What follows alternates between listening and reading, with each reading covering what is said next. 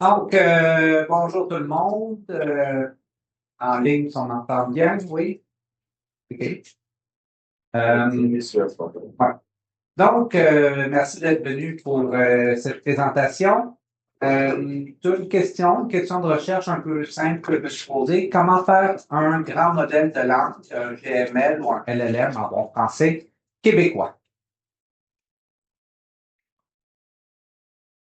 Bon, j'ai été présenté. Je m'appelle Richard Coury. Je suis professeur agrégé en informatique et génie logiciel ici à l'Université Laval. Également un chercheur en intelligence artificielle, en traitement de données, en traitement du langage naturel et de plus en plus en grand modèle du langage, parce que c'est la direction que la recherche prend. Je suis affilié au GRAD, le laboratoire à mon département, le Centre de recherche en données massives, l'ID qui sponsorise cette rencontre aujourd'hui, et là, et aussi président sortant et membre exécutif pour l'Association pour l'intelligence artificielle au Canada, CAIAC, donc sur le logo ici, qui est l'organisme canadien qui organise à chaque année la conférence annuelle canadienne AI, la conférence d'intelligence artificielle canadienne, qui est probablement la plus grande conférence de niveau national au monde. Donc, pas une internationale, mais c'est national. C'est une très belle conférence, plus petite. C'est pas dans les dizaines de milliers de personnes qu'on a dans les grosses conférences. C'est une centaine de chercheurs et d'étudiants canadiens qui se rencontrent pour parler d'IA. Cette année, ça va être à Vancouver au mois de mai, donc une très belle conférence. Je vous recommande fortement d'y aller. Avant de commencer aussi, je veux vous présenter l'équipe de recherche qui a travaillé avec moi sur les projets et les résultats que je vais vous présenter aujourd'hui. Leila Kossel, qui est professeure en informatique à l'Université Concordia. David Beauchemin, mon ancien doctorant, maintenant professionnel de recherche au laboratoire ici. Ihan Khan et Owen Van Esbrecht sont des étudiants de maîtrise qui travaillent avec Leila. Mohamed, Yann et Zineb sont des stagiaires que j'ai eu l'été dernier qui ont travaillé sur différents aspects de la présentation. Firas et Nassim sont des étudiants de premier cycle que j'ai pris à contrat pour bâtir tout le système de gestion de données que je vais vous présenter. Et le tout financé par Ivado et le CRSNG. Donc, sans plus attendre, commençons. Commençons avec quelque chose qui devrait surprendre absolument personne ici. Un grand modèle de langue, ça prend beaucoup, beaucoup, beaucoup de données pour l'entraîner. J'ai présenté ici une sélection de certains modèles. Il y en a évidemment beaucoup plus qui existent et la progression de la quantité de données que ça a pris depuis 2018 jusqu'à aujourd'hui. Et la tendance est très claire, c'est exponentielle sur la quantité de données qu'il faut pour en entraîner un. Qu'est-ce que ça fait qu'il faut une quantité immense et croissante, exponentiellement croissante de données pour entraîner un LLM? Ben, si vous voulez entraîner un LLM en anglais, ça ne fait rien. Ça ne vous stresse pas parce que l'anglais, c'est omniprésent. Sur Internet, c'est la moitié des sites web, la moitié du contenu qui est écrit en anglais. Vous avez une richesse embarrassante de données dans lesquelles choisir pour entraîner votre LLM. Donc, ça vous empêche pas de dormir la nuit. Si vous utilisez une des 15 langues qui sont présentées ici, ça vous stresse pas trop. Donc, on voit le français, le russe, le portugais, l'italien, l'espagnol. C'est des langues qui sont très populaires. Même le tchèque ici, ça a l'air petit, mais c'est 1% d'Internet. Vous allez dire 1%, c'est pas beaucoup. C'est vrai, si vous avez un examen, vous avez 1%, vous n'êtes pas heureux. Mais 1% d'une ressource de la grosseur d'Internet, c'est une taille décente pour trouver des données pour entraîner un LLM. Donc, pas trop de stress pour cette portion-là du graphe. Mais qu'est-ce qui se passe si vous êtes dans le reste du graphe ici? Il n'y a pas juste 15 langues, 16 langues sur Terre, il y en a 6000. Et la vaste majorité n'ont simplement pas suffisamment de données numériques disponibles. On parle de langues comme l'hébreu, le grec, le thaï, le norvégien ou 5960 autres langues que j'ai pas dessinées dans le graphe, mais que combiner toutes leurs données, ça donne même pas quelque chose de visible par-dessus la ligne de 0. Là, rendu à cet endroit-là, on a un problème majeur. Il n'y a juste pas assez de données pour entraîner nos LLM. OK. De ce côté-là du graphe, on a un problème, mais nous, on est de ce côté-ci du graphe en français. Puis on peut se réconforter en disant, ben, au moins, de notre côté du graphe, il n'y a pas de problème, n'est-ce pas? C'est la question que je vous pose. Est-ce qu'on a un problème dans notre côté du graphe ou non? La réponse, c'est oui, on a un problème parce que, oui, on est beaucoup de monde à parler et écrire en français ou dans les autres langues qui sont ici, mais c'est pas tout le monde qui utilise une langue qui utilise la même langue. Pas tout le monde qui parle français qui parle le même français. Qu'est-ce que je veux dire par là? C'est que il y a des dialectes régionaux qui apparaissent naturellement en français et dans toutes les autres langues. C'est des dialectes qui appartiennent à des petites communautés dans des petites régions qui reflètent leur réalité culturelle, leur réalité environnementale, leur réalité historique. Et avec le temps, ben, ils accumulent un accent, ils accumulent des expressions populaires, un vocabulaire, parfois même une grammaire qui est différente de celle des autres dialectes de la même langue. Et ce dialecte va se retrouver concentré dans leur communauté, dans leur région. Et plus ça va varier, plus il va être difficile de s'entendre, de se comprendre d'un dialecte à l'autre à l'intérieur de la même langue. On voit un exemple ici pour le Canada, pour quelque chose de très simple. Comment est-ce qu'on appelle une maison, une petite maison secondaire en milieu rural, dans la forêt, sur le bord d'un lac, on aime aller parfois les fins de semaine ou pour les vacances pour une semaine. Comment on appelle ça? Ben, si on est au Québec, on appelle ça un chalet. Si on est dans le nord de l'Ontario, on appelle ça un camp. J'ai vécu dans le nord de l'Ontario. J'ai été surpris la première fois que j'ai été au camp avec eux. C'était une grosse maison. Si vous êtes dans l'Ouest canadien, c'est une cabine. D'ailleurs, c'est un cottage, un bungalow.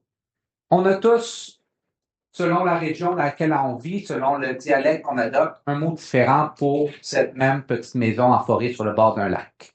C'est tout à fait normal. C'est la régionalisation des dialectes. Cette parenthèse, on a en traitement du langage, en linguistique même plus généralement, un concept qu'on appelle une langue à faible ressource. C'est une langue pour laquelle il existe peu ou pas de ressources numériques, peu ou pas de contenu linguistique numérisé. Généralement, c'est le cas pour des langues qui sont minoritaires, qui sont très régionales, souvent qui sont très menacées, des langues pour lesquelles il existe une centaine de personnes, une dizaine de personnes, parfois juste une ou deux personnes qui utilisent encore la langue. C'est des langues de communautés qui sont pas très numériques, pas très informatisées. Clairement, des langues pour lesquelles il n'existera pas assez de données pour entraîner un grand modèle de langage. C'est très loin dans le côté droit du graphe que je vous ai montré. Et donc, on ne peut pas entraîner un modèle de langue juste dans cette langue-là. Et c'est aussi des modèles de langage, des langues, pardon, que si on essaie de les inclure dans un modèle multilingue, ça représente 0,1% du contenu d'entraînement. Donc, la grille d'apprentissage va généraliser et va les effacer essentiellement, va les ignorer. Ce qui est intéressant avec cette définition d'une langue à faible ressource, c'est que les dialectes régionaux dont je parlais tantôt, c'est des langues à faible ressource. C'est un dialecte régional, c'est régional, clairement, c'est minoritaire comparé au reste de la langue. C'est utilisé par peu de monde, une communauté régionale. Et bien souvent, on aura peu de contenu numérisé, pas assez pour entraîner un LLM. Est-ce que c'est un sujet important à discuter aujourd'hui? La réponse, de chaque personne qui sera surprise, c'est oui. Non, je ne serai pas ici à vous en parler. Pourquoi c'est important? Parce que il existe, et les recherches d'autres chercheurs l'ont prouvé, il existe ce qu'on appelle l'écart de dialecte, c'est-à-dire un modèle de langage entraîné pour une langue, qui est généralement entraîné pour le dialecte de prestige de la langue, c'est-à-dire le dialecte normal, standardisé, le dialecte le plus utilisé, donc le dialecte pour lequel il existe le plus de ressources numériques, le plus de contenu numérique. Et ce modèle de langue va performer moins bien pour les autres dialectes de la même langue. Même si en principe, il est entraîné pour cette langue-là, il a vu des données de cette langue-là, mais il n'a pas vu le dialecte précis, puis il performe moins bien pour le dialecte précis. Les recherches ont démontré ça dans pas mal tous les dialectes de toutes les langues. En finlandais, on voit la baisse de performance. En malaisien, en allemand, ça tombe à zéro. En swahili, en portugais, etc. Et c'est pas un problème d'un LLM.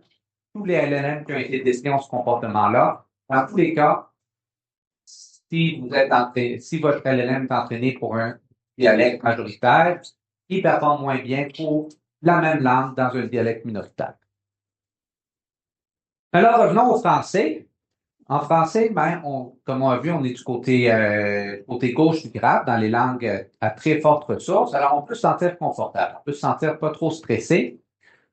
On est dans une langue à très forte ressource. On est la 6e langue la plus utilisée mondialement. On est la 5e langue sur Internet, la 5e langue la plus utilisée sur Internet. Et on est une langue qui a été très utilisée par les communautés de développement d'intelligence artificielle. Sur l'Union Camembert, la version francophone de BERT, qui a été le standard en traitement du langage en français pendant une demi-décennie. L'AMA multilingue, la première langue qu'ils ont ajoutée, c'était le français. Mistral, la compagnie française de développement des LLM. En français, on n'est pas à plaindre pour les LLM, mais est-ce qu'on est vraiment à l'abri du problème? La réponse, c'est non. Et la raison pour laquelle c'est non, ben, content que Paul Saint-Pierre Plamondon n'est pas ici aujourd'hui parce qu'il n'aimera pas ce que je vais dire. Mais le français, ce n'est pas une langue. Le français, c'est une collection de dialectes, des centaines de dialectes du français. Juste dans l'hexagone de la France, ils en ont répertorié 75 dialectes différents du français, plus les dialectes des autres communautés francophones en Europe, plus le Canada avec le français québécois, le français manitobain, le français du nord de l'Ontario, le français albertain, etc., plus le français dans les Caraïbes, le français de la Nouvelle-Orléans, les nombreux dialectes de français africains, les anciennes colonies du Pacifique, etc., etc. Vous avez des français, il y en a du français de toutes les saveurs, de toutes les formes différentes. Et qu'est-ce qu'on fait quand on entraîne un LLM comme la multilingue en français? Ben, on l'entraîne sur le dialecte de prestige, c'est-à-dire le français standard, qui est en d'autres mots le français métropolitain, ce qu'on appelle communément le français de France, ou quand on est de moins bonne humeur, le français des maudits parisiens. Pas sur les autres dialectes. Donc, ça nous a mené à la recherche de questions, qui est celle qu'on voit au début sur la page de la présentation. Comment pourrait-on faire pour entraîner le grand modèle de langage pour un dialecte à faible ressource d'une langue populaire, en prenant le français québécois comme cas d'étude pour des raisons évidentes que je n'ai pas besoin d'expliquer, mais en le faisant de manière assez générale que notre méthodologie pourrait être réutilisée pour d'autres dialectes, que ce soit du français ou d'autres langues, ou même pour des langues à faible ressource au complet. Cette question se décline en 3 parties, qui sont les 3 étapes pour entraîner un grand modèle de langue. Où est-ce qu'on peut trouver des données et les collecter et les stocker? Comment est-ce qu'on peut faire l'entraînement en tant que tel? Et comment est-ce qu'on peut tester pour voir qu'on est en train de progresser puis de s'améliorer dans notre dialecte? Donc, première question, où aller chercher des données? Ben, il n'y a pas 1000 endroits où regarder. Si on veut des données écrites dans un dialecte régional, il faut aller dans la région en question. C'est le seul endroit où le dialecte est utilisé. C'est le seul endroit où il y a des personnes qui le connaissent et l'appliquent correctement. Et donc, une fois qu'on est dans la bonne région, on va voir les médias locaux, télévision, radio, les documents officiels des gouvernements, des systèmes d'éducation. Puis on va éducation, les gouvernements. Sur Internet, c'est quand même possible de trouver des choses. Il y a souvent quelques sites web écrits par des gens de la communauté et aussi dans des plus grandes communautés comme Reddit, comme des forums de discussion. Ils vont généralement leur permettre d'avoir des sous-groupes, donc un r/Québec, par exemple, r/Malais pour les Malaisiens, où est-ce qu'ils peuvent s'exprimer dans leur langue. Et Wikipédia est disponible dans pas mal toutes les langues. Wikipédia est une ressource très populaire pour l'entraînement d'intelligence artificielle et de modèles de langage. Mais il faut faire attention parce qu'on va avoir le même problème. Wikipédia dans une langue est écrit en grande partie dans le dialecte Wikipédia français est écrit en français standard. Alors, il faut faire l'effort d'aller cibler les articles qui discutent des sujets locaux pour avoir du contenu qui est écrit par les personnes locales. En Wikipédia français, il y a le portail Québec, il y a les catégories québécoises. On peut être relativement confiant que l'article sur le troisième lien n'a pas été écrit par quelqu'un à terre. Donc, une fois qu'on a identifié nos sources de données, comment est-ce qu'on peut les collecter? Ben, il y a deux stratégies que j'aime appeler la bonne stratégie et la mauvaise stratégie. La mauvaise stratégie, vous la connaissez déjà, c'est celle adoptée par OpenAI, Meta et les autres. Il dit, on fait fi des droits d'auteur, on fait fi de la propriété intellectuelle, on fait fi des redevances, on va juste siphonner tout ce qu'on peut siphonner, puis tant pis pour vous. Nous, on veut pas faire ça. On veut une collecte de données éthique, respectueuse des droits d'auteur, respectueuse de la propriété intellectuelle. Donc, comment est-ce qu'on peut faire ça? Ben, notre première idée, c'est simple et évident. On s'est dit, on va demander la permission. C'est ce qu'on a fait. On a contacté des agences de presse, on a contacté des producteurs, des propriétaires de données québécoises. On leur a expliqué notre projet. On veut faire un UML québécois. On leur a fait des promesses qu'on va protéger les données. On va pas prendre leurs données pour les rendre publiques sur Internet. On va juste les utiliser à l'intérieur de l'équipe de données, jamais les partager à l'extérieur. Et on va leur donner un droit de retrait. Donc, si un jour ils décident que ce qu'on fait, ça leur plaît pas, ils ont le droit de nous dire d'arrêter d'utiliser leurs données et on va arrêter d'utiliser leurs données. Et la première belle découverte que j'ai faite, c'est que la vaste majorité de ceux qu'on a contactés ont accepté. Ils étaient heureux de nous donner leurs données lorsqu'on a demandé gentiment la permission avec les promesses qu'on leur a faites pour l'objectif qu'on leur a expliqué. Donc, très peu de résistance. Beaucoup de résistance qu'on le vole sans prendre la permission, mais quand on manque de temps, ça marche.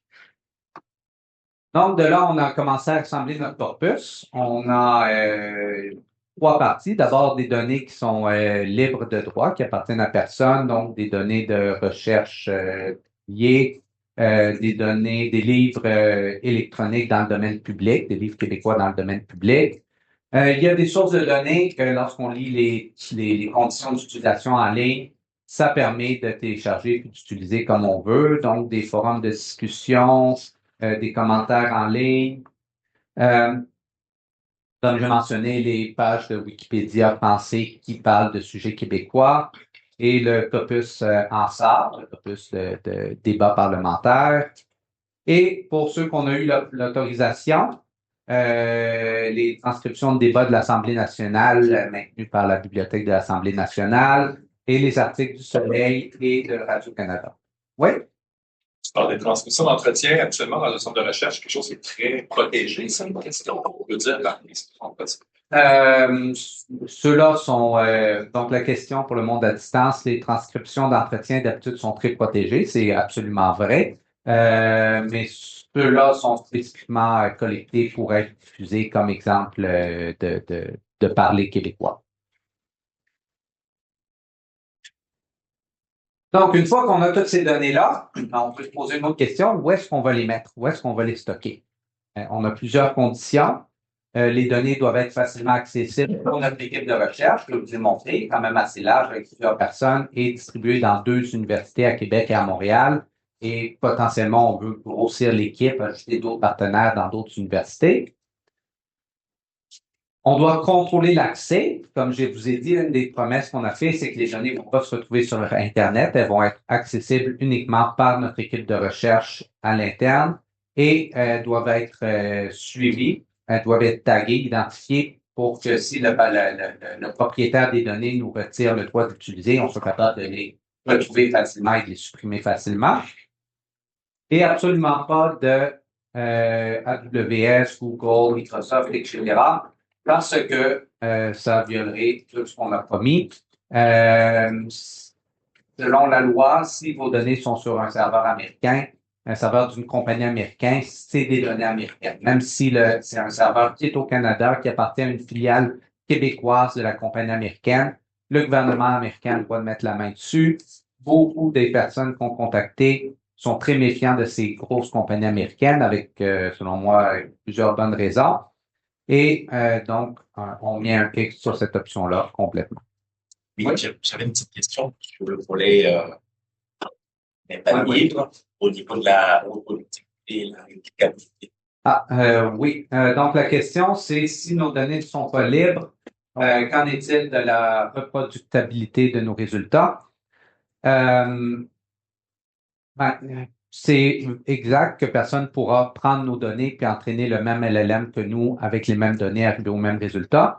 Mais comme je dis, la méthodologie va être assez générale que d'autres personnes vont pouvoir entraîner sur leur propre corpus, leur propre langue, leur propre dialecte, puis voir qu'ils arrivent, que la méthodologie fonctionne pour eux aussi.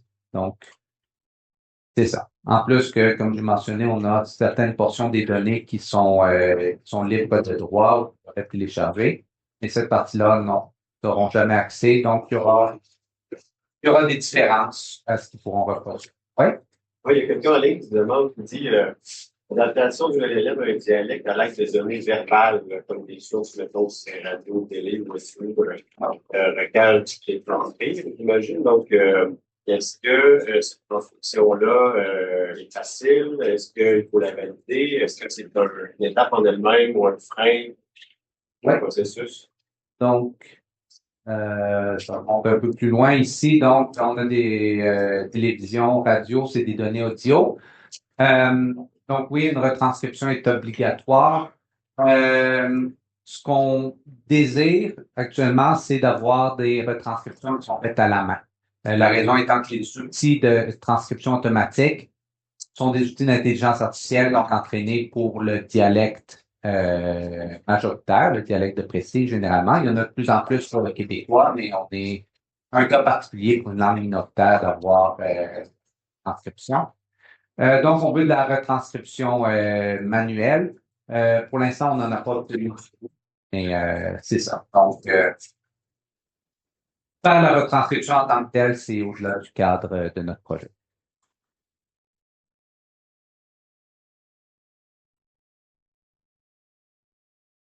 Donc, qu'est-ce qu'on a fait pour régler notre problème de stockage? Ben, on s'est tourné vers les serveurs universitaires, qui sont des serveurs qui nous appartiennent, qui ne sont pas de filiale internationale ou qui ne sont pas en risque d'être achetés, et dans lesquels les gens qu'on contacte ont généralement confiance. Plus spécifiquement, comme on est à l'Université Laval, on a mis nos données sur Valeria. Pour faciliter l'action, on s'est fait un logiciel Streamlit, accessible à une petite app en ligne pour accéder aux bases de données, à notre base de données sur Valeria. Et on a fait notre propre standard de métadonnées pour documenter nos jeux de données. Parce que vous avez vu, on a beaucoup, on veut continuer à faire grossir ça. Très rapidement, on avait peur de faire quelle donnée vient de quand, vient de où, a été collectée quand, sous quelles conditions d'utilisation, quel pré-traitement, quel traitement on a fait dessus. Donc, on a créé notre format de métadonnées pour documenter, pour suivre l'évolution de toutes nos données et qu'on affiche dans notre table. Donc, ça donne un petit extrait ici, mais on voit les identifiants uniques, le nom du corpus, la date de création, les révisions et la couleur sur le côté qui nous rappelle toujours les conditions d'utilisation, jaune pour utilisation avec permission du propriétaire de droit, contrairement à vert qui est complètement libre ou rouge qui est utilisation absolument restreinte. Donc, une fois qu'on a nos données, comment les utiliser pour entraîner un grand modèle de langage? Il y a beaucoup de façons de faire, beaucoup de stratégies. La première qu'on a regardée pour laquelle on a des résultats aujourd'hui, c'est le Continual Pre-Training, CPT, qui est la stratégie de prendre un modèle de langage existant et poursuivre son entraînement sur un corpus non étiqueté, avec le but qu'il apprenne la nouvelle distribution de langage, les nouvelles connaissances contenues dans ce nouveau corpus, dans ces nouvelles données. Généralement fait avec un taux d'apprentissage assez faible pour ne pas oublier ce qui a déjà été appris, pour ne pas oublier les connaissances déjà acquises du gros corpus. On veut juste le raffiner sur le petit corpus. C'est une stratégie qui est déjà populaire pour l'entraînement de LLM dans les langues à faible ressource. Donc, on s'est dit, essayons avec le québécois, voir qu'est-ce que ça donne. Oui? Est-ce que c'est une chose de C'est très proche du low rank adaptation, ouais. Donc, on a fait une expérience, c'est ce qu'on a eu le temps pour l'instant. On a pris le corpus qu'on avait jusqu'à présent. Vous voyez, c'est pas ça que je vous ai montré. On en a rajouté depuis. Mais on avait 86 millions de tokens dans notre corpus. Pour vous donner une idée, c'est de loin le corpus le plus petit pour un entraînement de LLM pour langue à faible ressource. Vous voyez les autres exemples qu'on a ici avec le catalan, le basque, l'hindou, l'arabe. Ça a l'air pas très pire, mais remarquez que l'échelle est logarithmique. Si l'échelle était décimale, ben on aurait l'arabe, puis peut-être l'hindou, puis le vietnamien, puis tout le reste serait asiatique. Donc, c'est ça, la particularité de notre article ici, puis je pense que la référence est ici. Entraînement avec le plus petit corpus d'une langue à faible ressource, ouais. Un token, c'est quoi exactement en termes de... Bonne question. Un token, c'est quoi exactement? Essentiellement, c'est une fraction de mots. Donc, pour l'entraînement, le modèle de langage, avant de prendre le texte, il va le passer en ce qu'on appelle un tokenizer qui va diviser chaque mot, d'abord diviser la phrase en mots, puis ensuite diviser chaque mot en sous-mots, sa racine, son suffixe, son préfixe. Et l'apprentissage se fait sur ces tokens-là, sur une fraction de mots. Ça peut simplifier, tu peux l'imaginer comme des mots. Il y a des tokens qui sont des mots entiers, mais ça peut être aussi court qu'une seule lettre à l'intérieur d'un mot. Oui? C'est la difficulté pour les mots allemands qui peuvent être très kilométriques. J'avais une petite question qui m'intéresse ici. Quel est le nombre de locuteurs qui sont qualifiés pour parler de dialecte ou de langue? Il n'y a pas un nombre de locuteurs pour faire une différence entre une langue et un dialecte. S'il n'y a pas une frontière numérique qu'on peut mesurer, ici c'est une langue, ici c'est un dialecte. Il y a un proverbe que j'aime bien en linguistique. Une langue, c'est un dialecte avec une armée. C'est beaucoup plus proche de moi, j'ai l'importance politique, l'importance culturelle, l'importance de m'affirmer comme la bonne version de bon dialecte, la bonne version de la langue, plutôt que j'ai passé 5 millions de personnes, donc je suis une langue plutôt qu'un dialecte. OK. Donc, pour nos expériences, on a pris 3 modèles de langue, 300, qui est un LLM entraîné pour le français, et Llama, qui est un LLM multilingue, donc version 1 milliard de paramètres, 8 milliards de paramètres. On l'a entraîné sur 6 époques de CPC, de Continual Pre-Training, et on a voulu voir est-ce qu'il est capable d'apprendre le québécois. La réponse, c'est oui.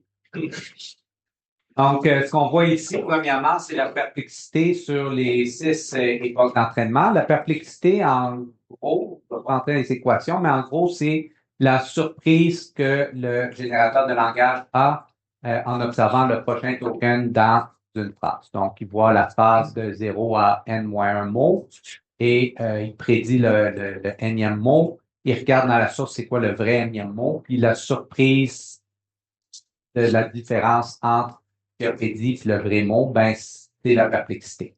Donc, s'il n'y a pas de perplexité, c'est qu'il y a exactement le bon mot.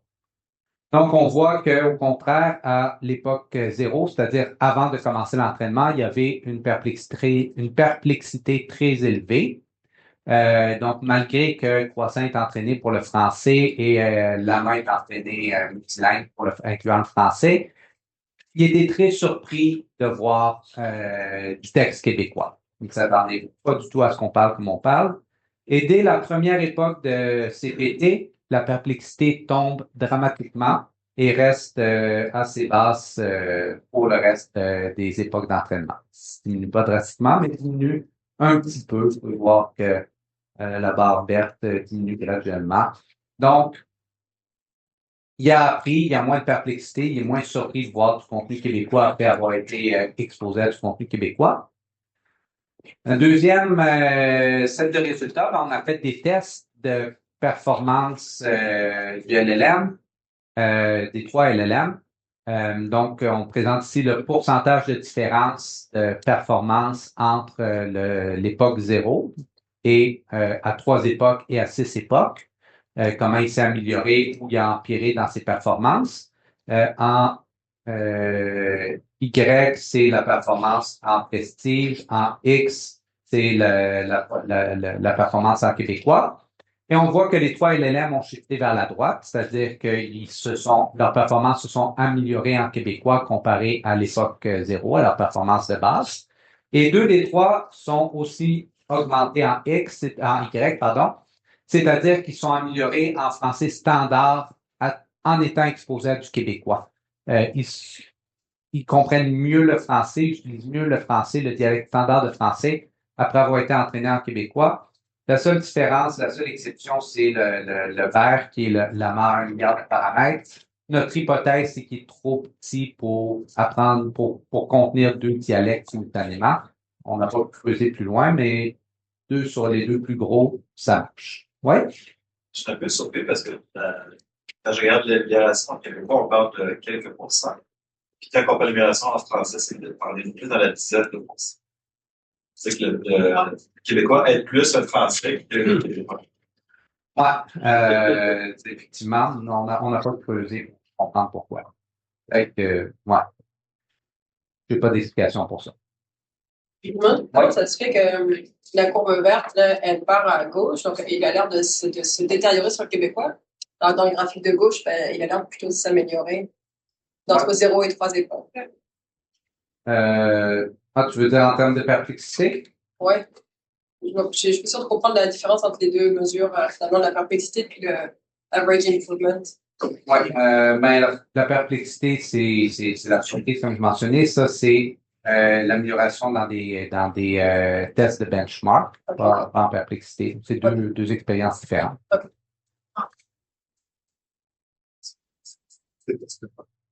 Okay. Excellente question. C'est quoi les tests? C'est le prochain point que je vais aborder. Parce qu'effectivement, vous avez pitché ça, on fait des tests sur nos LLM en québécois, mais comment est-ce qu'on peut tester un LLM en québécois? Ben, question de base, comment est-ce qu'on teste un LLM? Vous l'avez sûrement déjà vu, c'est des tests sur des tâches spécifiques. Donc, on leur donne un texte à traduire, puis on regarde si la traduction générée correspond à la vraie traduction. On donne du code à écrire, puis on regarde la qualité du code, des questions, puis on regarde la qualité des réponses, un problème mathématique, la qualité du raisonnement. Donc, très spécifique à des tâches. Donc, quelles tâches est-ce qu'on peut utiliser pour tester un LLM en français québécois? La réponse, c'est aucune d'entre elles. Et pourquoi? Parce que toutes les tâches pour tester les LLM en français ont été faites pour le français standard, pour le dialecte de prestige. C'est soit des tâches qui ont été bâties à travers par des Français en utilisant du contenu de France, ou tout simplement, souvent, les tâches en anglais qui ont été traduites en français automatiquement par des outils de traduction qui sont entraînés pour traduire vers le français standard. Donc, dans tous les cas, c'est des tests qui testent la compétence du LLM en français standard, pas en français québécois. Ça peut pas être utilisé pour tester la performance dans un dialecte régional comme le québécois. Ça nous a donc amené à la troisième étape de notre travail jusqu'à présent. Développer des nouveaux tests pour tester la maîtrise du dialecte spécifiquement. On a créé les premiers tests pour le français québécois. On a jusqu'à présent 4 tests différents qu'on a appelés FR Cola, QFR Cola, QFR Blimp, QFR Core et QFR Court. Les 2 premiers, c'est des tests d'acceptabilité grammaticale. Donc, dans le premier cas, voici une phrase, est-ce qu'elle est acceptable, grammaticalement acceptable selon les règles de grammaire du Québec? Donc, un test normatif qu'on a développé en collaboration avec l'Office québécois de la langue française, qui d'ailleurs héberge notre jeu de données. Le deuxième, c'est voici 2 phrases avec juste une différence entre les deux. Laquelle des deux est grammaticalement acceptable? Puis, core et court, c'est la compréhension. Compréhension d'expressions québécoises ou compréhension de mots idiomatiques québécois. Dans tous les cas, on donne 10 définitions. Il doit trouver la bonne définition parmi les 10.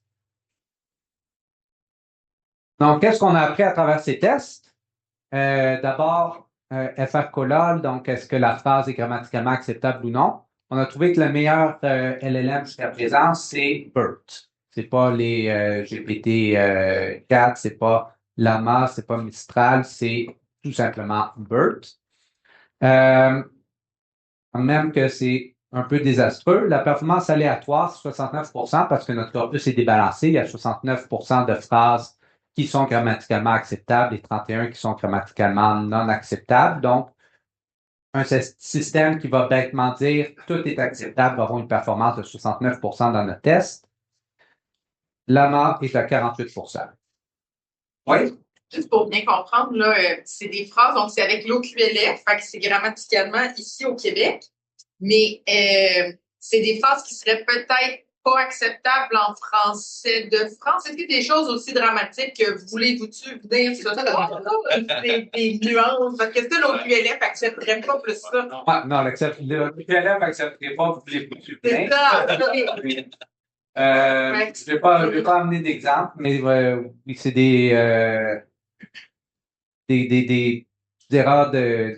variations grammaticales qui sont propres au Québec. Mettons que j'ai fait un test, là, est-ce que c'est facile pour nous? Je veux savoir ça, moi, si j'essaye ça, ou pour celui-là, on l'a pas testé sur les humains, mais le deuxième, voici 2 phrases avec une différence. C'est les mêmes phrases, on est parti des mêmes phrases, puis on a fait la version incorrecte pour la version correcte, la version correcte pour la version incorrecte. Donc, c'est les mêmes phrases. Et les humains québécois qu'on a testés sont ici à la ligne verte à 88%. Donc, voilà. Toi, c'est probablement à 98. J'ai envie d'essayer. Ouais, mais en fait, je suis un peu surpris pour Lucie parce que je sais quand même il y avait un travail qui était fait. Est-ce que vous avez réessayé pour est-ce que vous avez d'autres itérations on a plus de résultats qui s'en viennent. Ah, ok, c'est bon. Pour ce que j'ai compris, mais la ligne rouge, en fait, c'était le plus bas résultat que vous aviez. La ligne rouge ici, c'est ça, c'est ok, je vais y venir dans une seconde. Je vais finir les questions. Oui? J'ai encore une question. Mais l'OQLF, ils ont un site web, mettons, moi, je vais là. Est-ce que j'imagine que vos IA, il n'y avait pas accès à ça, tu sais, parce que, mettons, moi, dans le chat, là, je peux dire bonjour, vous allez voir sur l'OQLF, telle affaire, tu sais, il n'y avait pas accès, mettons, à l'info de l'OQLF. On sait pas on sait pas quelles données exactement sont utilisées pour entraîner les LLM disponibles là. Basé sur leurs compétences, on dirait que non. Non, c'est ça. Fait que ça me semble pas si dur de comprendre les documents de l'OQLF. Là, c'est assez clair. On peut dire ça, on peut pas dire ça. Je suis surprise. Donc, si c'est donc le deuxième test, Blimp, où est-ce qu'on a 2 versions de la même phrase, trouver la bonne ou la mauvaise. La ligne rouge, pour répondre à la question, c'est la performance aléatoire. C'est un test 50-50, donc tu arrives presque à 50% si tu fermes les yeux et tu poses correct, pas correct. La bonne nouvelle, c'est que les LLM sont tous en haut de 50%, parfois pas de grand-chose, mais ils vont bien. Comme on s'y attend, plus le modèle est gros, plus il y a des neurones, des paramètres, mieux il est. L'autre bonne nouvelle pour nous humains, c'est que ils sont pas vraiment en haut de notre performance. La ligne verte pointillée qui est la performance humaine, ils nous accotent, mais ils sont pas en train de nous clencher et nous laisser sur le bord du chemin. Donc, ça, c'est les performances de QFR Colloque, QFR Blimp en québécois proprement parlé. On a aussi fait les versions françaises de ces deux corpus avec des phrases tirées du site web de l'Académie française, donc est-ce qui est grammaticalement acceptable ou inacceptable en France.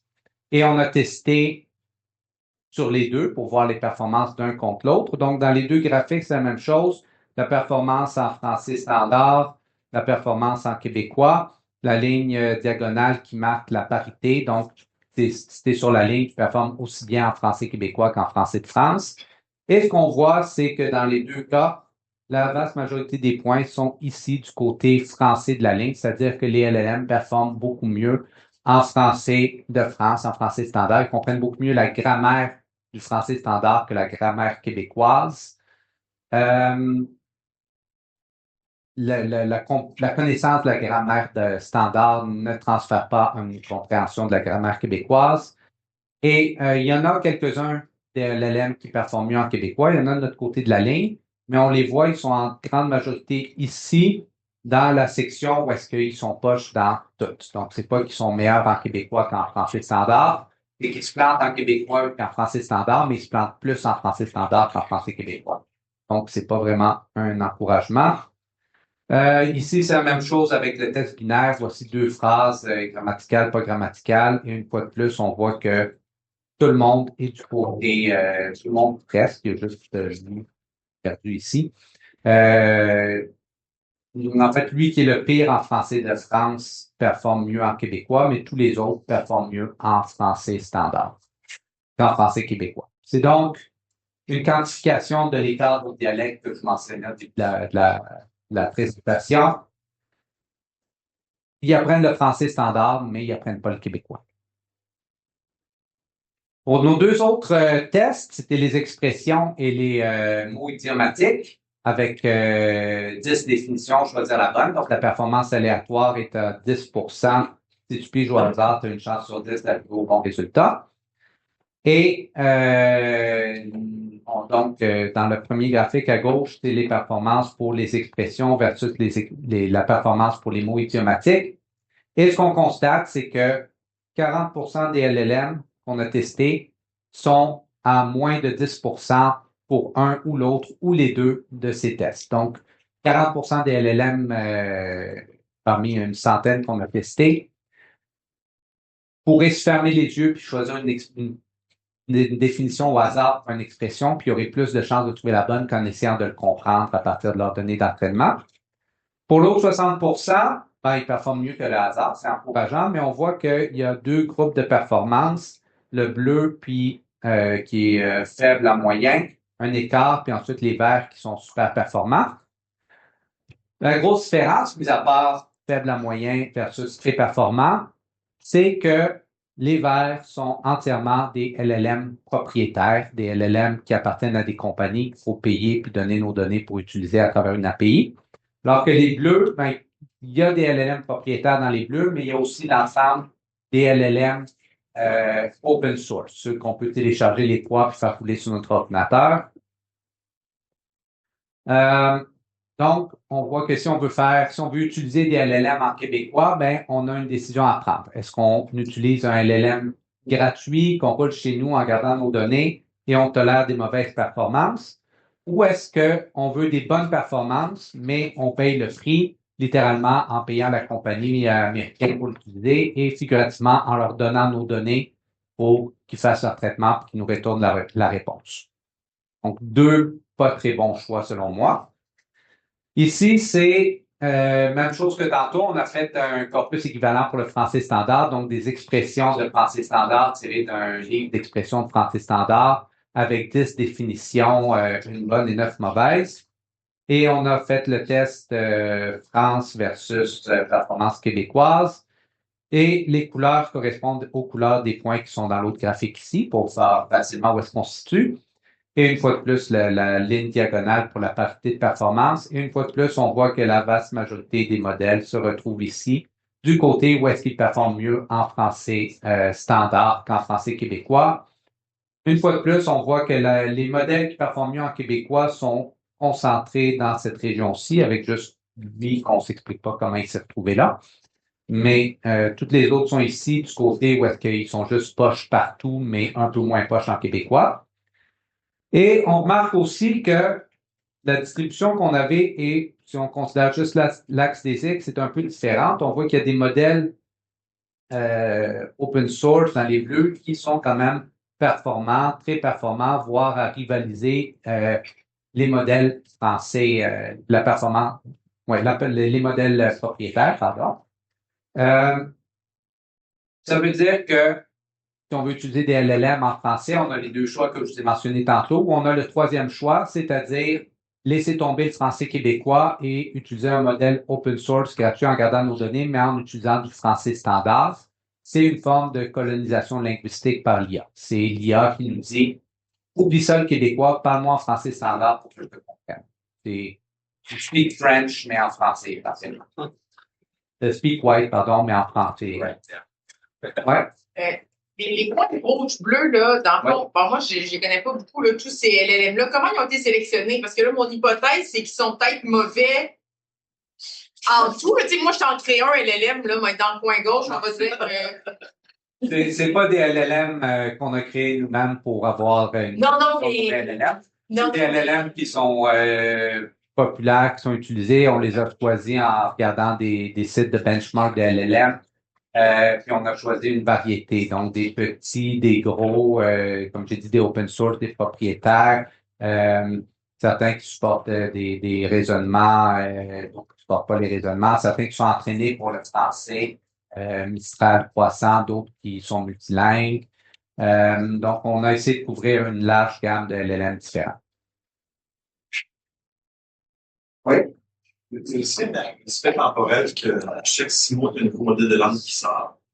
Puis le même modèle de langue qui est entraîné il y a 6 mois, tu peux le réentraîner aujourd'hui, probablement à une fraction du coup, parce qu'il y a eu des développements réguliers en chip, etc.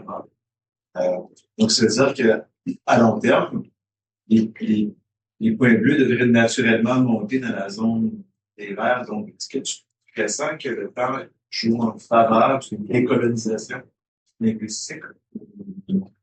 Donc, la question, c'est il y a un facteur temporel parce que les LLM s'améliorent avec le temps.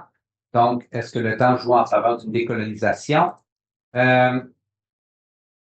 J'aurais tendance à dire non, parce que le problème de base va rester, même que tu continues l'entraînement, que tu rajoutes des CPU, puis tu baisses les coûts, mais il reste qu'il y a un débalancement de données entre les dialectes minoritaires et majoritaires qui va résulter à ça.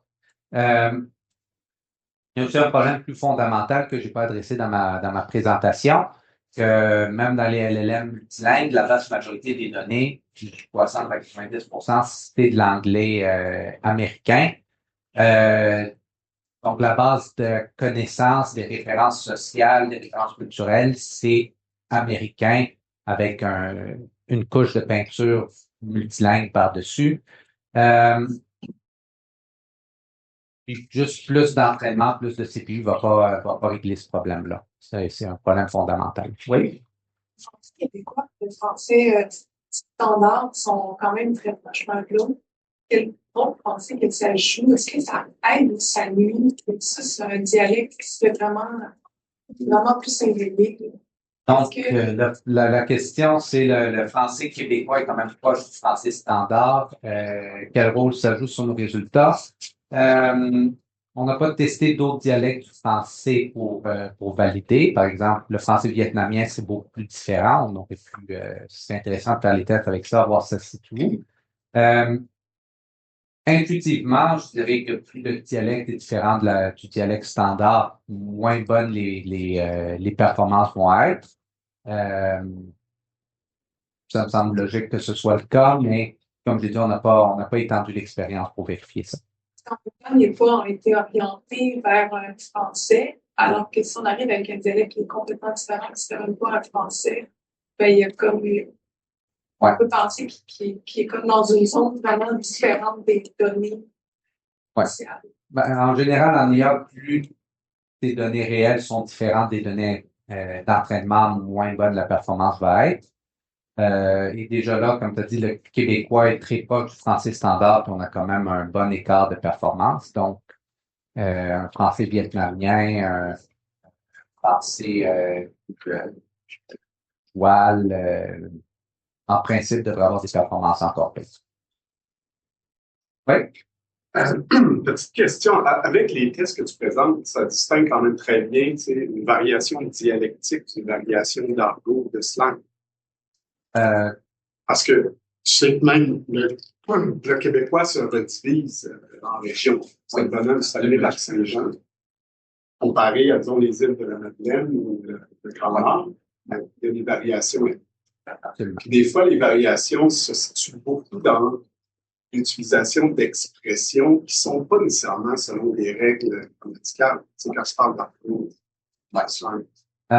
Donc, la question, si je comprends bien, c'est est-ce que ça capture bien un aspect dialectique, puis ça inclut aussi un aspect un peu, sans dire le mot joual, mais c'est très proche. Donc, est-ce que nos tests sont vraiment pour un dialecte québécois ou incluent un aspect joual?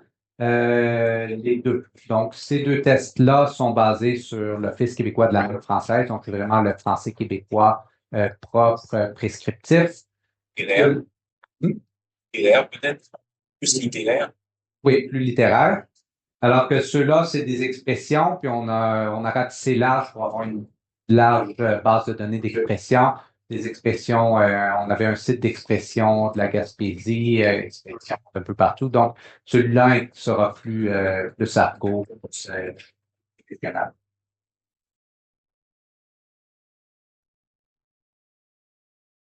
Donc, après avoir fait tout ça, on s'est dit, ça nous fait 4 tests.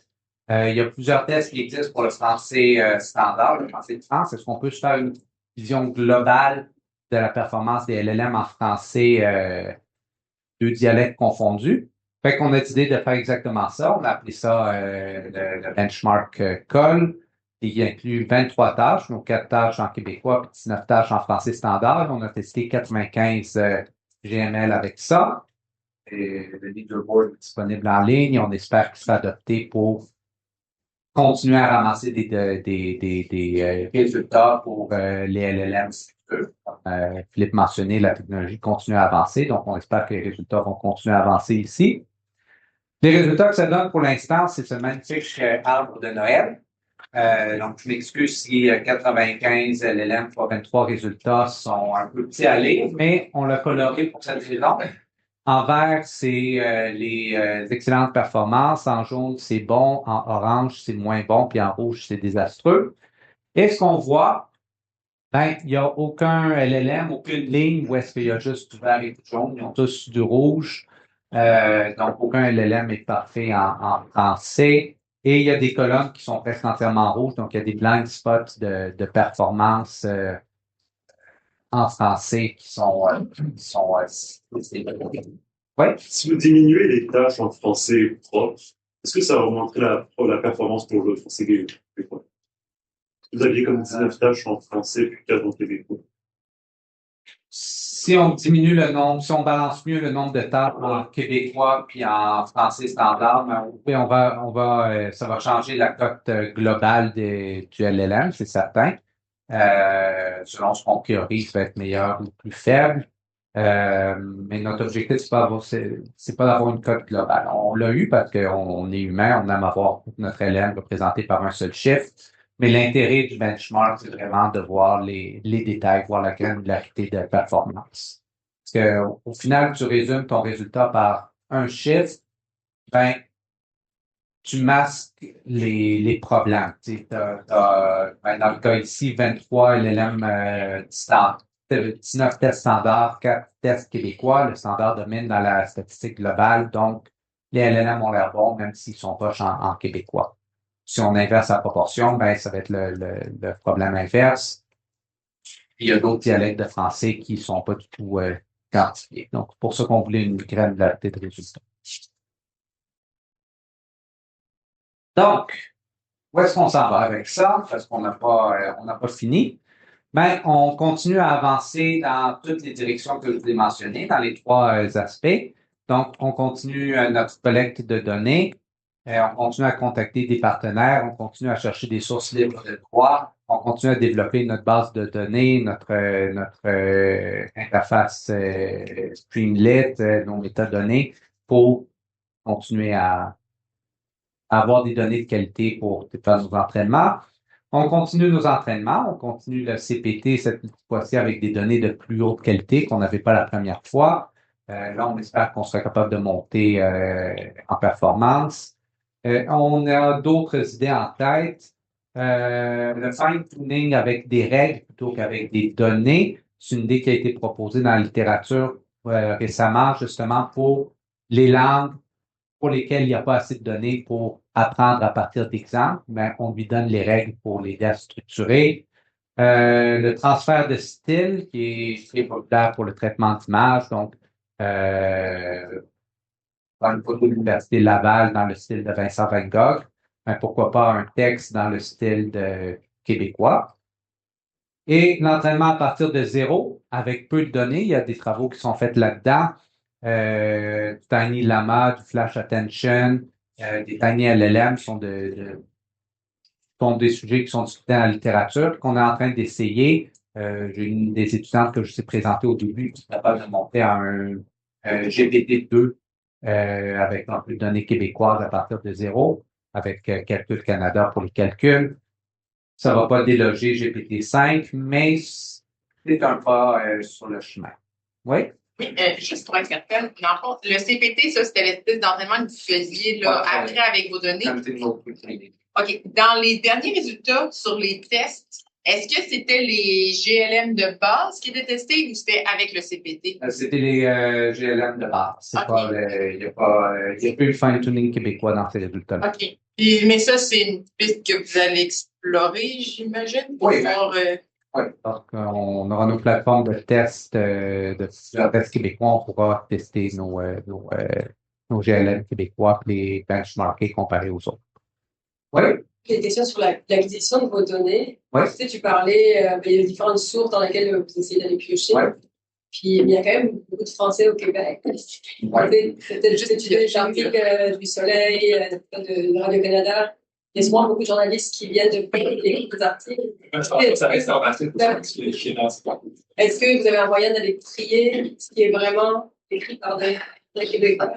La contamination c'est la question. Oui, il y a un problème de contamination parce que les populations se mélangent. Donc, juste parce que quelqu'un parle français au Québec, ça ne veut pas dire qu'il est québécois puis il parle québécois. Mais Vincent, on n'a pas de moyen de filtrer ça. Et pour l'instant, on prend quand même pour acquis que la majorité du français au Québec, c'est du français québécois. C'est notre hypothèse pour l'instant. Avec l'anglais. Ouais. C'est le même enjeu avec l'anglais aux États-Unis qu'on retrouve dans les bases de données. Vous avez parlé aussi. Ouais. Donc, c'est ça. J'ai pas. Il y a un peu, il y a quelques Français, mais bon, la CAQ va nous débarrasser du reste. Ouais. Je vais utiliser deux termes que tu as utilisés. Tu as dit plancher ou tu as dit poche. Ouais. À l'oral, on dit souvent ça, mais à l'oral, Char, vas-tu écrire ça dans ton amont? On parle que son poste qui est difficile à saisir. Oui. Donc, effectivement, le français parlé puis le français écrit, surtout écrit normatif, sont très différents. C'est la même chose dans d'autres langues aussi. Donc, la seule solution, c'est d'avoir des transcriptions d'oral dans nos données. On en a un peu. J'ai mentionné l'Université de Sherbrooke, il y a des transcriptions qu'on a pu acquérir. L'Assemblée nationale, le corpus en sort, et c'est ça, pardon? Les outils d'émission de télé. Oui, les outils d'émission de télé, on essaye de mettre la main dessus, mais on n'a pas encore réussi à avoir une permission pour les prendre. Et aussi, il y a le problème qu'il y en a une bonne partie qui sont générées automatiquement, donc on s'en méfie un peu. Sinon, il y a tout ce qui vient d'Internet, des forums populaires, des commentaires YouTube qui vont être dans un français beaucoup plus informel, beaucoup plus proche de parler que le formatif écrit. Je peux te suggérer le dictionnaire du Schiller, en fait, de Raymond 50, qui est étudiant, personnellement. C'est peut-être que tu contactes, il va vouloir son corpus. Oui, ça, c'est une option. On l'a mentionné, en fait, dans nos réunions l'été dernier, mais on n'a jamais fait de suivi. Je ne sais honnêtement pas pourquoi. Mais effectivement, Chiller, c'est une source de données. Oui? J'ai de la misère à comprendre comment est-ce que le fait de l'entraînement à partir de zéro. Oui. Tu briques beaucoup d'informations dans ce sens. Oui. Après, tu veux retirer le fond américain. Moi, je ne sais pas pourquoi. Mais j'ai l'impression que tu ne pourras jamais arriver à quelque chose aussi bon que juste de fine-tuning, de fine-tuner plus profondément pour effacer un peu l'américain dans le modèle de langue. OK. Dans ce dossier. OK. Donc, la question, c'est pourquoi faire de l'entraînement à partir de zéro? Voilà. On va se priver de tout ce qui a été pré-entraîné et appris déjà. Puis on va peut-être jamais atteindre des performances égales à ce qu'on aurait en fin de tunant ou en continuous retraining. C'est possible. Donc, il y a deux raisons pour lesquelles on peut faire ça.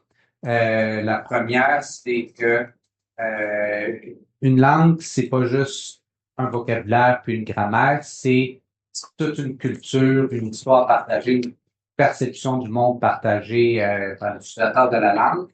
Puis lorsqu'on entraîne un LLM en anglais avec 60-90% de données américaines, puis qu'on lui donne un peu de français, on perd toute cette composante culturelle de la langue. On a essentiellement un LLM américain qui utilise un vocabulaire français plutôt qu'un LLM réellement québécois.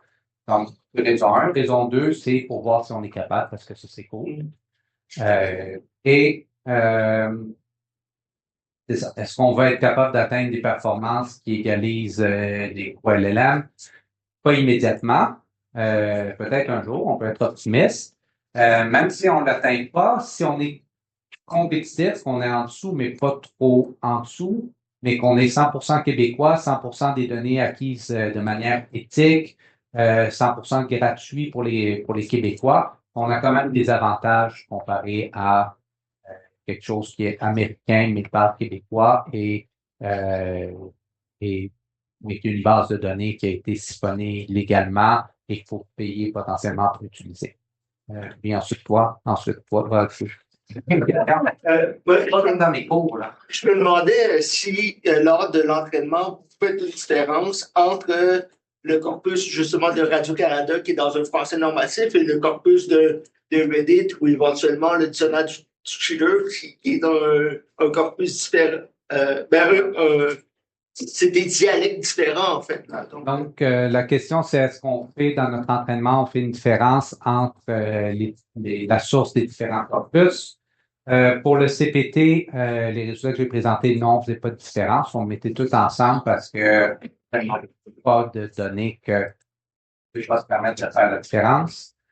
Pour l'entraînement from scratch qu'on est en train de travailler, que je n'ai pas présenté, mais qui existe, on fait des différences. On essaie vraiment un entraînement multistade. Donc, stade 1, ces données-là, stade 2, ces données-là, stade 3, pour affiner plus on avance. Je pense que c'est toi en premier. C'est une remarque que je trouve super intéressante. Puis en même temps, les retombées de la recherche, ça va être de rendre accessible aux populations des outils qui vont comprendre, vont pouvoir s'exprimer les agents les populations, par exemple, les communautés qui sont québécois d'origine et qui ne comprennent pas nos façons de travailler avec la technologie. Ben, c'est ce genre-là. Bon.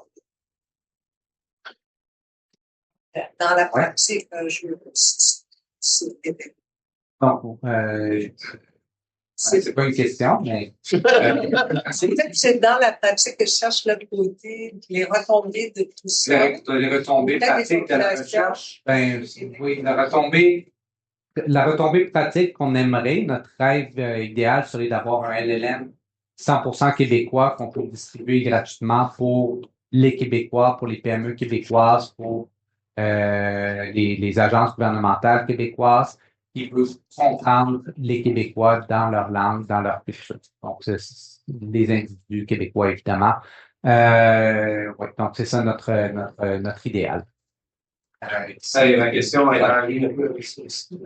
C'était moi pour améliorer le langage. Mais est-ce que vous avez pensé brancher sur les bases de données ouvertes là, du gouvernement, des villes, etc., parce que justement, ça pourrait devenir un bel outil là, pour questionner ces bases de données. Ben, ça serait donc la question, est-ce qu'on a pensé à se brancher sur les bases de données ouvertes des villes québécoises? Gouvernement, on n'y a pas pensé. Parce que moi, ce serait plus un cas d'application de notre LLM qui, selon nous, n'est pas encore à ce stade-là. Ce ne serait pas une source de langage. Les bases de données structurées, c'est pas tout du langage. Voilà. Données synthétiques. En théorie, je vais demander, on va violer les end-user agreements, on va demander à ChatGPT Gemini. Je t'envoie un texte en québécois, en cheval. Tu donnes un texte que tu peux utiliser par la suite pour entraîner ton réseau. Donc, c'est sûr que si tu n'as pas le droit de faire ça, même si tu le faire avec 7 millions de comptes, je pense qu'il y a aucune personne. Et donc, l'utilisation d'autres grands modèles de langage pour gérer des données synthétiques pour t'affranchir de l'américain, te faire une base de pré-entraînement, tu peux ça pré-entraîner sur ton petit données québécois. Lui, donc, ouais, la question, c'est est-ce qu'on pourrait utiliser des données synthétiques, utiliser un LLM pour créer des données en québécois, pour générer des textes québécois, pour ensuite entraîner un LLM en québécois. Outre le fait que les termes d'utilisation ne permettent pas de le faire.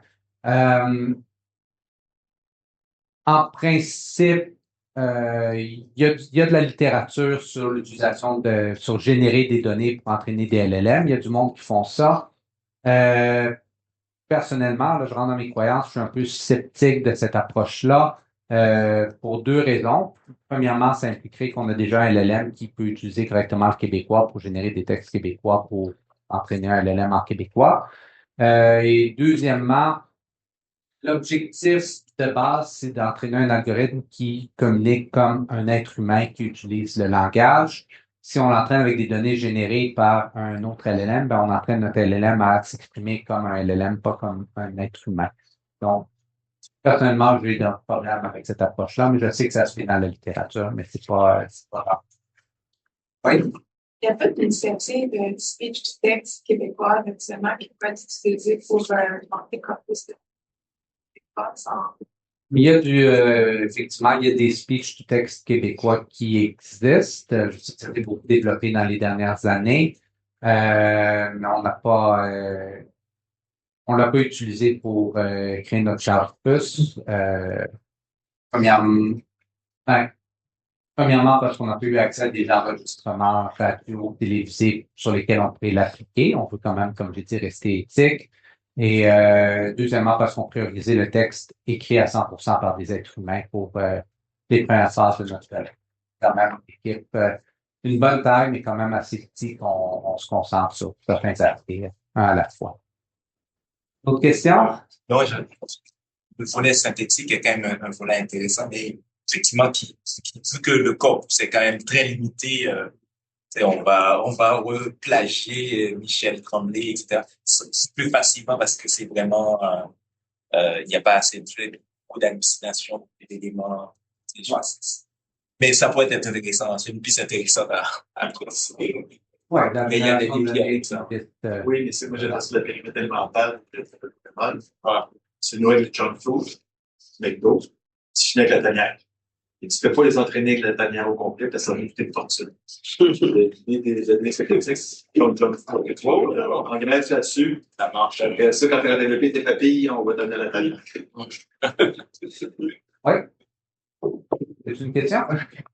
D'un point de vue plus pratique, là, j'imagine que ça va pouvoir se mesurer qu'un peu partout, n'importe quelle région de la francophonie, il va y avoir moins de distance entre c'est formel et avec des distances variables selon la région. Ouais. À parler populaire de la région de la francophonie, en distance avec une autre région de la francophonie. si on prend les deux parlers populaires, les deux parlers formels, alors, moi, je vois l'intérêt de faire ça. Moi, ça arrive même souvent que, pardon, ça fait 5 fois que je demande quelque chose avec ça, puis ça passe pas, puis j'arrive, je lui demande ça. Bon, il y a peut-être l'accent qui s'ajoute à ça, mais il y a peut-être il y a quelque chose, là. Comme ça a été entraîné sur quelque chose qui a fait plus, ça sort de ma bouche. Le français standard, toi, je présume ta langue québécois. Oui. Ouais. Tu l'as deviné, je ne l'ai pas précisé, mais effectivement. On s'est dit, moi, quand je vais en France, je me suis identifié comme français. Bref. Donc, je vois l'intérêt, j'imagine qu'à l'écrit, il se passe la même chose. Mais justement, en fait, il y a beaucoup de tests là-dedans qui sont sur la grammaire, sur le bien parler. Alors que dans le français populaire, partout dans le monde, il va y avoir des petites erreurs, il va y avoir des anglicismes, il va y avoir des fameux tu peux. Alors que dans un prompt qui est destiné au peuple, ça se peut qu'il y ait des prompts qui renvoient alors, à quel point on se tire une tâche en pied en éliminant ces textes-là ou en les marquant comme étant une nouvelle pensée? Donc, la question, c'est à quel point est-ce qu'on va nuire à l'apprentissage du québécois de notre LLM en se concentrant sur du français normatif plutôt que le slang qui va être utilisé dans les prompts. Si on est 100% français normatif, zéro slang, oui, ça va être nuisible. Il va pas comprendre quand un utilisateur va lui parler. Mais il n'est pas question qu'on fasse ça. On a collecté du slang, on a collecté des commentaires YouTube, des commentaires Facebook, des commentaires de forum. Éventuellement, on a des transcriptions verbales. Éventuellement, on va avoir des transcriptions de radio, de discours, etc., de parler librement. Donc, ça peut pas être la majorité des données, mais ça va nous donner au LLM une compréhension d'un français plus naturel. Ceci dit, on est encore dans les premières étapes d'entraînement. On n'est pas rendu à ce niveau-là, mais on est bien conscient que le LLM a besoin de comprendre un français plus naturel que les normes de Québécois française puis Radio-Canada. Oui? ChatGPT et compagnie utilisent des annotateurs aussi manuels. Donc, est-ce que c'est dans vos plans d'utiliser l'expertise humaine ou Ça dépend, tu d'argent? Non, mais c'est justement pour ça que je pose la question. Le projet actuellement, on l'a fait avec à peu près 60 000 de Ivado puis des fonds de tiroirs de subvention du CRSNG. Donc, on n'a pas les ressources pour engager des annotateurs humains. Un jour peut-être, oui, mais oui, c'est pas quelque chose qu'on peut se payer actuellement. Mais est-ce que tu penses que on peut vous en passer ou si le but c'est vraiment de créer un LLM qui va pouvoir être distribué à plusieurs organismes pour être utilisé, il faudrait se rendre là, pour atteindre un certain niveau?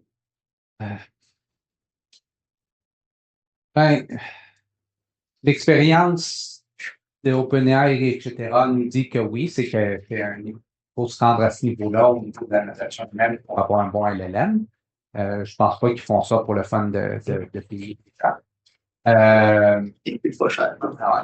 Non, c'est sûr, mais c'est quand même de l'argent qui serait dans la poche du CEO plutôt que des avatars. Mais il y a des siècles. Ouais.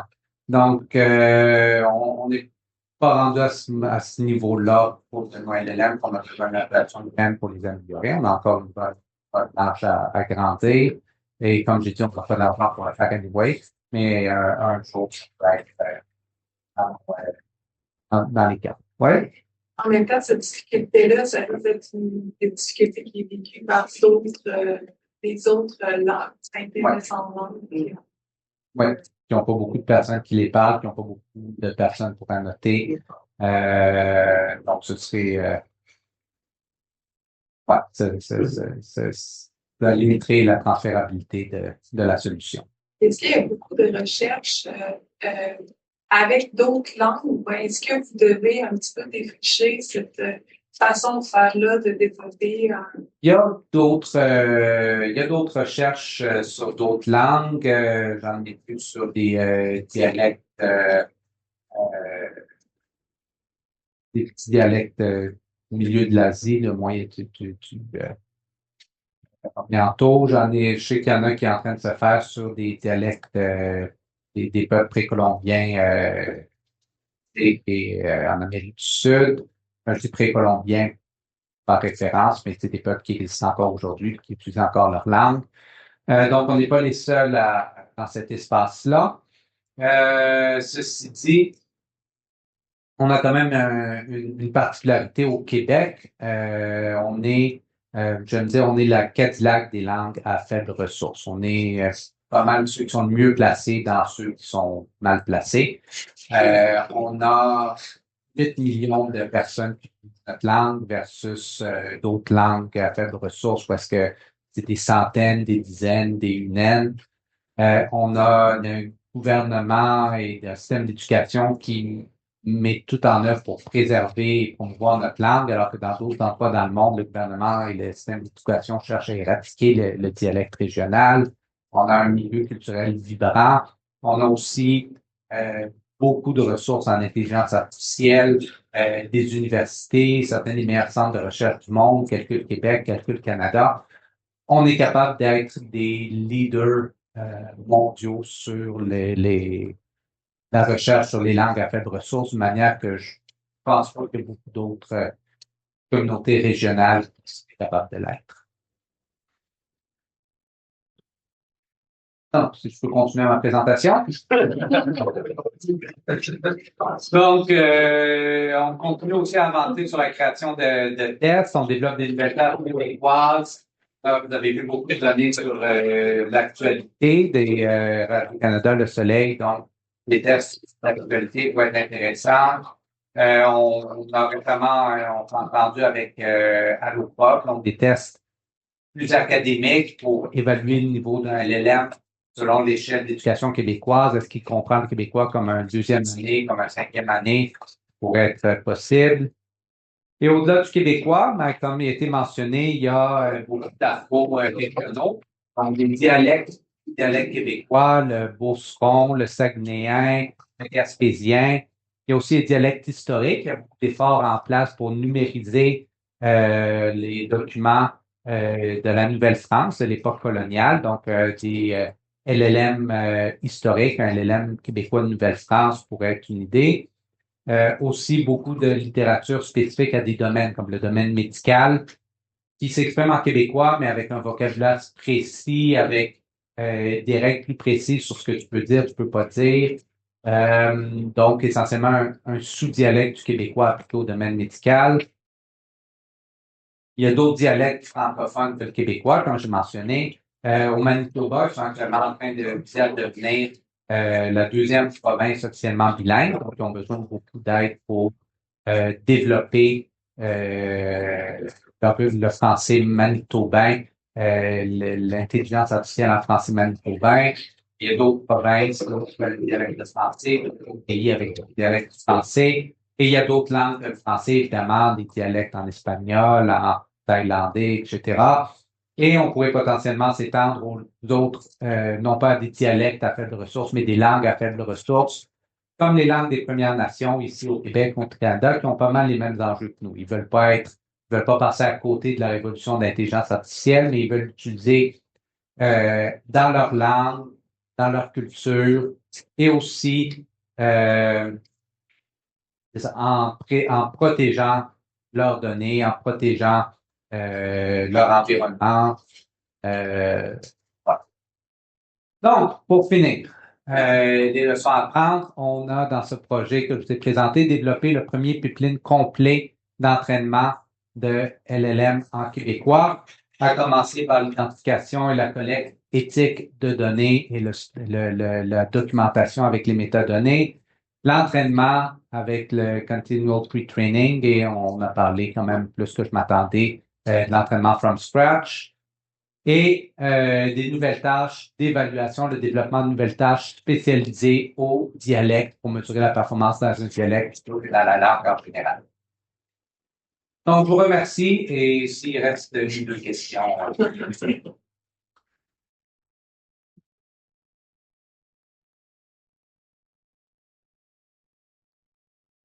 Vous n'avez pas de questions en ligne? Il y en a plusieurs, tu as répondu pas mal au fil. Il y en a peut-être une dernière que je pourrais te poser. Quelqu'un se demande sur quelle période de temps repose le corpus d'entraînement du modèle. Il y a beaucoup plus loin dans le passé. Puis, deuxième partie de la question, comment on peut prendre en compte l'évolution du français dans le futur? Donc, sur quelle période de temps repose le corpus? C'est pas mal biaisé pour le récent, évidemment, parce que la collecte est en cours actuellement. Le plus vieux qu'on a, je crois que ce serait autour de 2019. On a collecté, pour un autre projet, on a collecté des commentaires Facebook à propos de la COVID. Donc, 2020, c'est les premières données qu'on avait collectées, qu'on a importées dans ce projet-ci. Sinon, donc 2020 et après. Comment est-ce qu'on peut tenir compte de l'évolution du français? Dans nos métadonnées, on y avait pensé, on a un tag sur un champ de métadonnées sur la période représentée par le contenu textuel. Donc, éventuellement, si on a des données qui couvrent une longue période de temps, on pourrait trier par période, puis entraîner pour des périodes spécifiques ou entraîner graduellement à travers le temps. Comme je dis actuellement, c'est 2020 et après, fait qu'on n'est pas dans cette problématique-là, mais éventuellement, très, très grosse expansion du corpus, c'est quelque chose qu'on peut regarder. Et comme j'ai mentionné, pour des périodes beaucoup plus lointaines, où c'est vraiment une cassure du français, il y a des projets de numérisation de documents historiques avec lesquels on peut s'allier.